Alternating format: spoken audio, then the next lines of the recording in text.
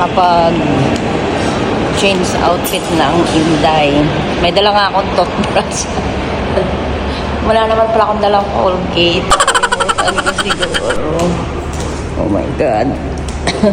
So, ayan. Open sesame. So, guys, pinag-iisipan ko pa rin kung pupunta ako ng SM.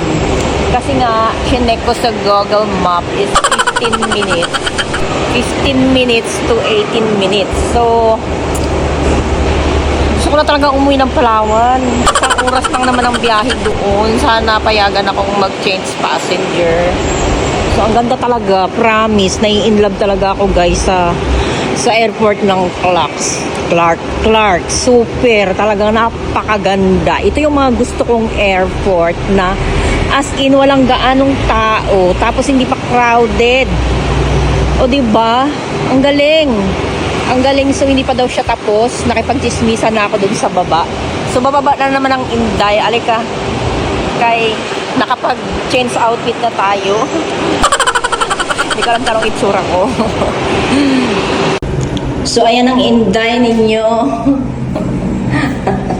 Ay, naku, guys. Uy, nguwi na talaga ako. Oh my God.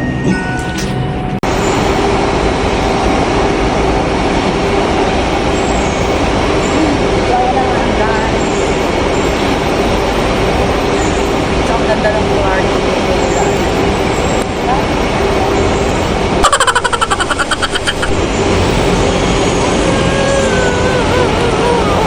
So, ayan, ang ganda ng kanilang Clark dito. Nakikita ba ako?